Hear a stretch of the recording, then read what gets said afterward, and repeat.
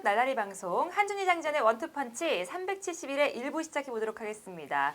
자, 오늘은 이 이야기를 안 할 수가 없습니다. 모두의 기대를 받았던 아주 큰 이벤트가 역대 최악의 내한 사례가 되고 말았습니다. 무엇이 문제였을까요? 팀 K리그와 유벤투스의 친선 경기에 대해서 오늘 낱낱이 파헤쳐보는 시간 갖도록 하겠습니다. 참 원투펀치에서도 호날두의 45분 출전 굉장히 기대가 많았잖아요. 제가 호날두 선수가 그래도 팬 서비스를 잘한다. 네. 그래서 사실 일정이 힘든 건 누구나 다 알았죠. 24일에 난징에서 경기하고 그 전에 또 싱가포르에서 하고 그 26일에 서울이니까.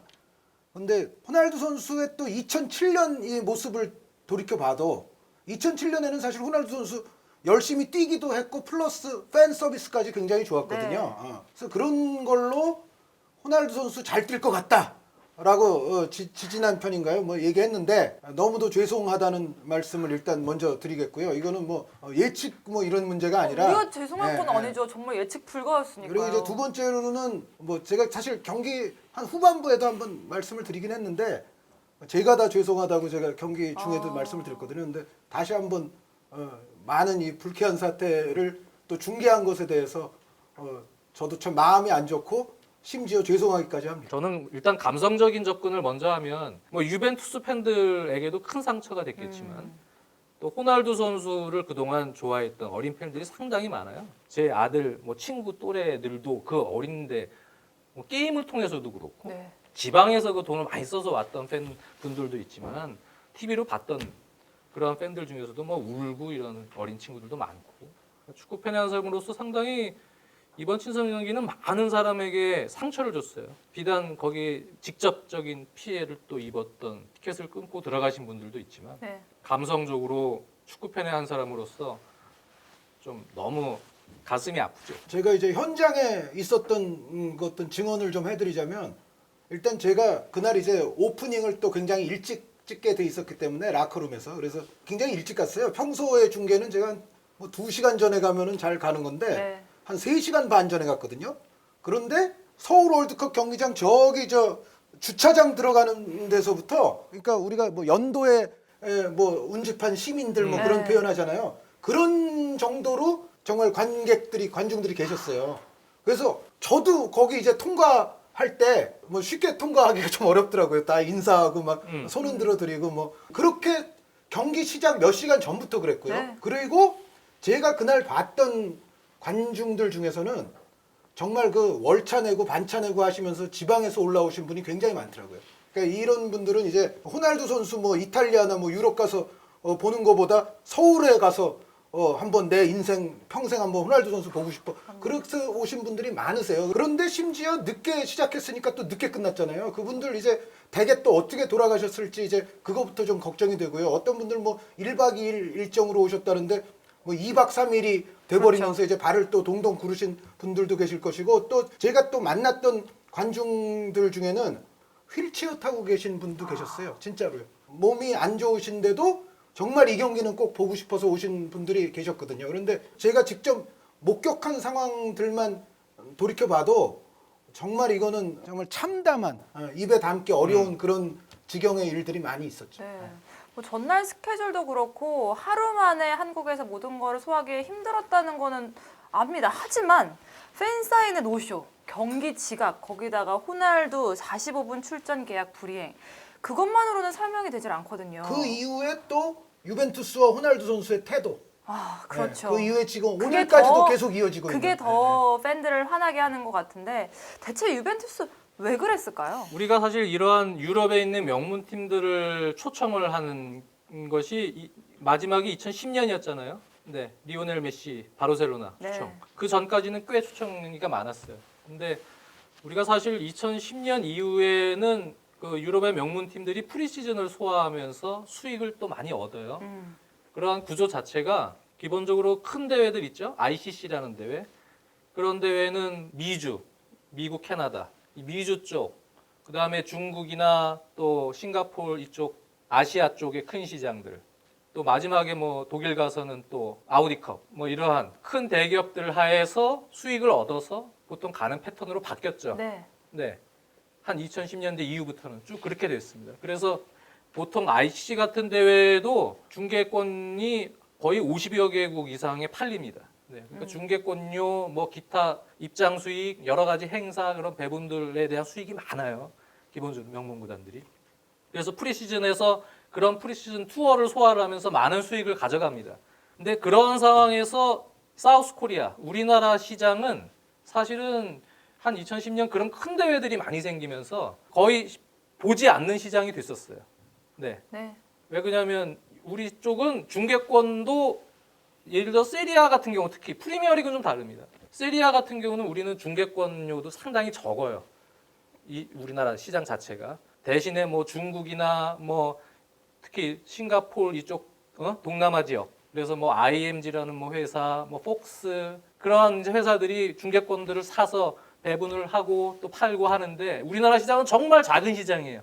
그러니까 이 시장은 사실은 마케팅적으로 보면 명문구단에서 우리나라 시장은 프리시즌을 하면서 사실 원래 보지 않는 시장이 돼버린 지 꽤 됐어요. 근데 2010년 이후에도 그럼에도 불구하고 몇몇 회사들이 저도 알던 회사들이지만 시도는 해본 적은 있어요. 근데 예전과 다르게 기존에 있는 여러 큰 대회에서 수익을 얻는 구조에서 한국이 추가로 어떻게 일정을 빼가지고 한번 오퍼가 들어오면 그러면 그런 팀들은 큰 금액을 불러요. 추가로 돈 버는 일종의 보너스 뭐 이런 식으로 생각을 하겠죠. 그래서 우리가 사실 오유 이렇게 금액이 크면은 우린 수익을 낼 수 없어. 네. 그거는 우리가 학습 효과가 있잖아요.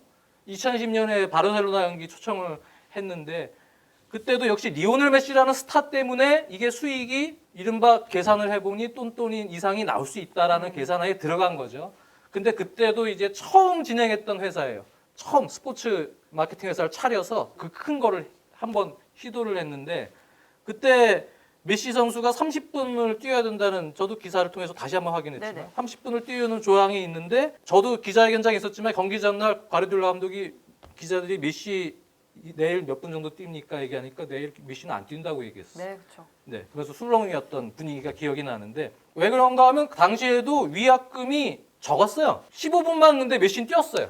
그 뭐 몸살이고 뭐 진짜 컨디션이 안 좋은 상황에서 뛰고 위약금을 한 20만 유로 정도, 기사에는 한 3억 원 정도 냈다 그래요. 그러니까 여러 가지로 이제 그때 그것 때문에 그 회사는 팬들이 아마 기억하시겠지만 환불 소동이 그렇죠. 일어났고 그리고 그 회사는 안타깝게도 첫 그 작업에서 큰 손실을 보고 파산을 했죠.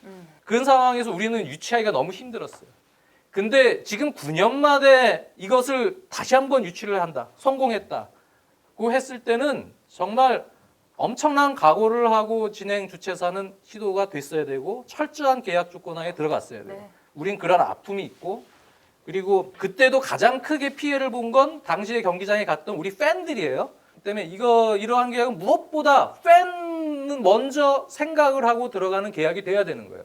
그래서 이번에 연맹이 뭐 얘기를 했더니 유벤투스의 아넬리 회장이 또 보내서 27일 요구했는데 26일을 뭐 되느니 네네. 뭐 이런 걸 떠나서 어찌 됐든 우리가 큰 금액을 또 제시를 한 거 아니에요? 300만 불이잖아요. 그렇죠. 네. 그렇다면 그러면 우리가 이번에도 호날두라는 스타가 있기 때문에 그 계산을 하고 계약 접근을 같이 협의를 한 거 아닙니까? 호날두. 어떻게 보면은 유벤투스 초청 경기지만 엄밀히 얘기하면 우리나라 팬들 입장에서는 호날두 초청 경기예요. 그렇죠. 네. 그것 때문에 고액의 입장권 티켓을 사고 호날두를 보러 다들 많이 간 겁니다. 그것 때문에 또 중계권도 팔고 다 한 거 아니겠어요? 왜? 그러면 이번에 옛날 메시 같이 그런 사태가 안 일어나느냐? 이번에 45분을 무조건 뛴다고 돼 있습니다. 네. 네. 그래서 우리는 사실 그 철석 같은 믿음을 가지고 들어간 거예요. 그렇죠. 그렇잖아요? 연맹도 마찬가지일 거예요. 근데 이제 문제는 그러한 계약을 우리가 이번에 진짜 하려고 그랬으면 제일 중요한 건 호날두잖아요. 네. 이번에 호날두를 초청을 해서 호날두가 참여를 하는 그런 이벤트 초청 경기를 하려고 생각을 했으면 팬들에게 어떻게 보면 가장 큰 리스크가 될 수 있는 우리가 시행착오를 한번 했던 네. 그 과정에서 주최 측 회사는 이게 안 되면 그러면 그게 안 되면 계약을 하질 하지 말았어야죠. 그러니까 제 말이 그겁니다. 그러니까 그러한 각오로 뭐 26일, 27일 뭐 그거를 최종적으로 협의를 하든 간에 어쨌든 마지막 사인을 해야 되는 상황이 있었을 거 아닙니까? 그 상황에서는 저는 사실 궁금했던 건 과연 그러면 이게 위반이 됐을 때 위약금 그런 이 큰 대회를 할 때는 가장 큰 리스크를 일단 우선적으로 또 그렇죠. 같이 봐야 될 거 아닙니까? 그랬을 때 이 리스크를 우리가 고객들한테 다시 해줄 수 있는 그러한 위약금이 어느 정도 되느냐 봤는데 300만 불의 한 4분의 1 이하 정도로 계약이 돼 있다고 나중에 나왔잖아요. 그렇죠. 근데 그런 입장이면 계약을 하지 말았어요. 왜 그러냐면 유벤투스 입장에서는 감독들은 보통 프리시즌 일정들이 짜여지면 기본적으로 경기마다 선수들 몇 분 라인업 그런 것들 기본적으로 다 계획을 세워놓습니다. 그게 조금씩 변동이 있을 수는 있지만 기본적인 틀은 어느 정도 잡고 들어가요. 선수들 컨디션, 피지컬 트레이너 쪽에서의 그 상황을 보고 이 선수들의 지금 휴식 기간 보고 다 체킹해가지고 선수 이 경기 때 몇 분 소화, 이렇게 조절들을 다 해준단 말이에요. 미리 계획들을 다 짰을 거예요. 근데 수요일 날 난징에서 ICC 경기 인터밀란전을 보는데 풀타임을 다 뛰더군요. 호날두 선수가. 저도 그때 그걸 보면서 이거 네. 뛸 수 있는 거야 라는 생각이 좀 들긴 그렇죠. 했어요. 거기에 지금 뭐 사인회까지 섞인 일정을 다음 날 소화를 하려고 했으면 분명히 이거는 이제 계약을 할 때도 그 감독들이나 코칭 스태프들 유벤투스도 선수들하고 일정들을 다 공유를 하고 미리 다 체킹을 한다는 얘기죠. 근데 그 상황에서 계약 당사자는 여러 가지 변수를 다 체킹을 했어야 돼요. 네. 네. 그 변수. 딱 하나 일정에서 전혀 진짜 예상과 다르게 변화가 된 건 딱 2시간밖에 없어요. 비행기 연착된 거. 유벤투스 입장에서는 우리나라 때 일정은 사실 호날두가 나간다고 좀 하면 가능하면 좀 내보내고 못 나가도 위약금 한 7억 되죠? 30억 이상 중에. 네. 그냥 그거 내고 그냥 빠지고. 나머지는 벌고. 예, 벌고 그냥 가면 되는 거로 생각하고 들어왔을 가능성도 꽤 높습니다. 그러니까요. 요게 정답일 예, 가능성이 맞아요. 높죠. 네, 지금 말씀하신 예, 거. 유벤투스 입장에서는 그렇죠. 그런 상황이 지금 사실 우리나라만 있는 게 아니고 간혹 미국에서도 프리시즌 때 나오는 경우들이 있고요. 네. 근데 그런 것 때문에 이제 철저하게 그 계약자들은 그런 부분을 장치를 해놓는단 말이에요. 만약에 위약금이 한 200에서 1000% 이상 해놨으면은 유벤투스가 계약을 안 했을 수도 있고 계약을 했다 그래도 달라졌겠죠. 분위기는 조금 달라졌을 겁니다. 워낙 사전에 그런 계약이 돼 있기 때문에 한국은 중국에서 이탈리아로 넘어가기 전에 거쳐서 사실은 돈 벌고 가는 코스잖아요. 네.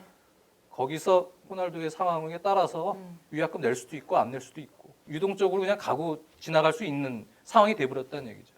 그러니까 이 문제는 사실은 사전에 큰 그림에서 계약적인 구조적인 문제에서부터 벌써 시작이 되지 않았느냐. 저는 일단 그런 생각부터 합니다.